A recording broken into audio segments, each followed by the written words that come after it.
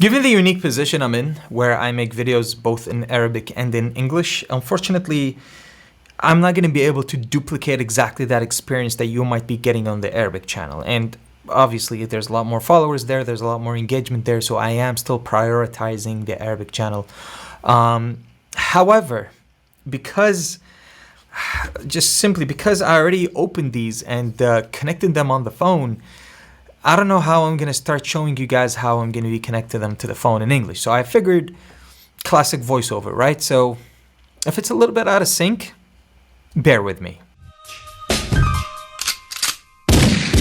Okay, this is Ahmed Bariki, but you can call me Slorix, and of course the latest battle between Samsung and Apple is in the form of those two tiny things, the Galaxy Smart Tag and the Apple AirTag. Now, what they do is basically they track around whatever object that you actually attach those to, but at the same time they did take a different route on how you can tag them and how you can set them up on your phones. For example, if you start with the Samsung Galaxy Tag, as soon as you take it out of the box and you bring it next to your phone, all you need to do is click on the circular logo in the middle. You're going to hear a tone, and once you hear that, you're going to see it automatically appear on your phone, and then you can just start setting it up with the SmartThings app. And make sure you download the SmartThings Find, just so you can be able to find it along with your other products that are already signed up with your signed up account and unique account from Samsung Cloud. So this is the way that it works for you to tag it. You can name it whatever you want and then apply it to whatever category you need, so you can just find it and then know which one it goes to. And if it needs to update, it will do so through the SmartThings application. Now on the Apple side, it's also going to work a little bit differently.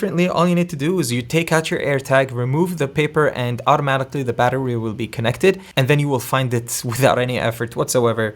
Once you bring it next to your iPhone, you can name it whatever you want and assign it a category, and then that's it. It goes into your Find My app and you're ready to go. So maybe the Apple AirTag is easier to set up. There's just fewer steps, but at the same time, the Samsung Galaxy Tag can also work as a remote control for whatever you want, given that it has a physical hardware button. So you can find the products that are attached to this using the same account. For example, let's say you know where your smart tag is, but you don't know where your phone is.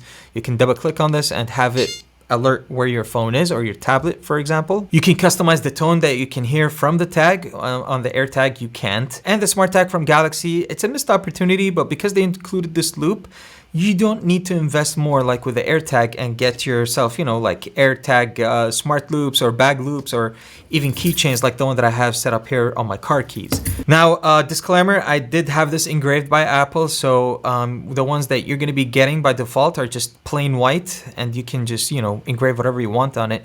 And all of them use the same battery. You can take out the battery after a year of usage, so they're both battery replaceable, which is great. In terms of the software, when you want to find your things, you can just use my Find My app for the iPhone, or you can use the SmartThings Find on the Samsung and on any other Android device for that matter, given that you can download SmartThings on any Android device. It's an APK after all. And each one will give you a different menu or a different UI on how you can find your tags when they're missing. For example, with the Apple, they give you this intuitive arrow that you can follow around when you're very close to the AirTag that you're looking for. With the Samsung, it's going to give you an indicator where it says weak or strong, and as soon as you get closer to your tag, it goes very strong, and then you can find it exactly where it's left. The way they both work is with ultra-wideband technology, which means you don't need to be within the vicinity of the smart tag so you can find it if you lose it. So it's not connected Bluetooth, it's not connected cellular, it's connected over ultra-wideband, which means any iPhone, MacBook, Apple Watch, AirPods, whatever you have laying around that's made by Apple, you will be able to pinpoint this with utmost privacy that you get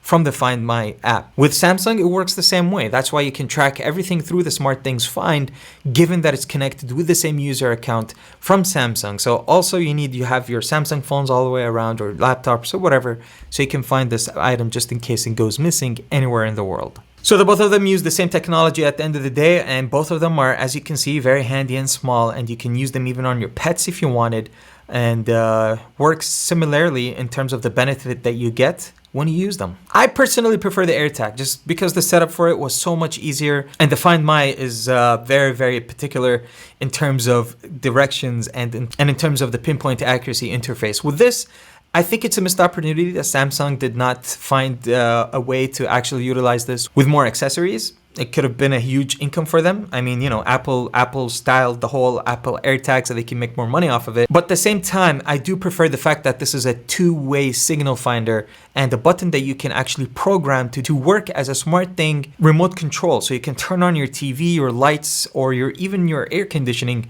with just clicking twice. And yeah, that's also a missed opportunity for Apple. But let me know below, what do you prefer, the Apple AirTag or the Galaxy Smart Tags? Let me know in the comment section which one we'll go for, and believe me, we're gonna see a lot more OEMs coming up with those stuff now that Apple and Samsung are in this space. And that's been it. As always, thank you for watching the video all the way until the end. Please do consider subscribing if you're enjoying this type of content, and enable the notification bell so you don't miss the next video. And as always, people, take it easy.